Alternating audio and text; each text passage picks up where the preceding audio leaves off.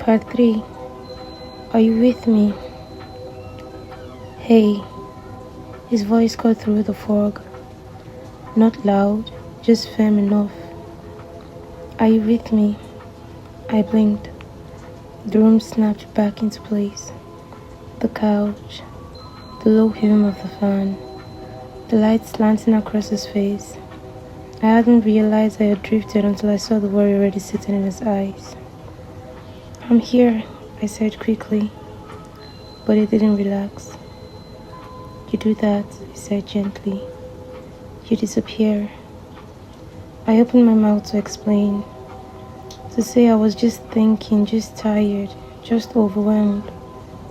But he kept going, careful not to sound accusing. It's not just now, he said. It happens a lot.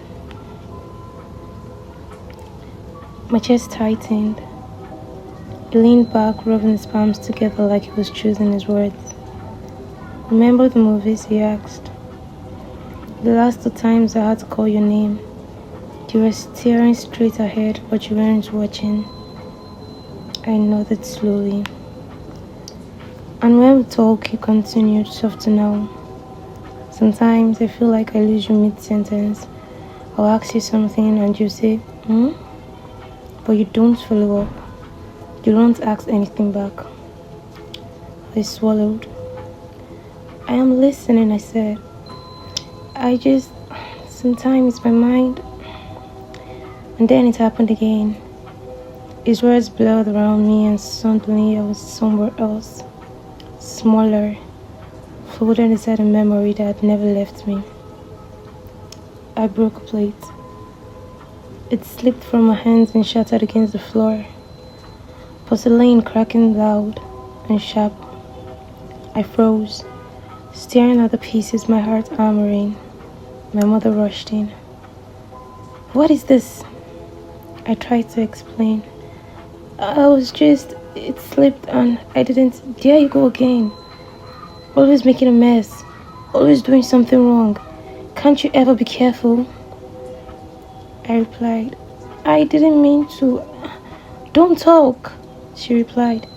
You always have an excuse. You talk too much. Look at this nonsense. Our words stumbled over me, leaving no space to finish. I opened my mouth again, desperate. A hand came first. The sting burning across my face, sudden and sharp. The broken plate blurred beneath my gaze. My eyes strong, but I didn't cry. Tears only made it worse. Be quiet, she said. Just be quiet. My mouth stayed open for a heartbeat, then I closed it. The lesson sank deep. There is no room for explanation. Being cut off is final. Silence is safer than speaking again. A sharp breath pulled me back, his voice closer now. Hey, this time firmer. I flinched back in the room. You see, he said quietly, this is what I mean. Shame burned through me. I'm trying, I whispered. I really am. I know, he said immediately. That's the problem. You're trying so hard just to stay present. He moved closer, lowering his voice. I don't want to keep pulling you back like this, he said. I don't want to feel like I'm competing with something inside your head. Tears gathered, but I stayed still. I don't even know when I'm gone. It just happens. He nodded, eyes heavy with care. And that's why I think you need time, he said. Not because I don't love you, but because every time you disappear, it scares me. I wanted to tell him it wasn't him. That it was the little girl who learned how to live before she could be left. The child who learned that speaking didn't always mean being heard. The woman who still drifts when closeness feels too much and not enough at the same time. But explaining takes presence, and I was already sleeping. Watch out for part 4.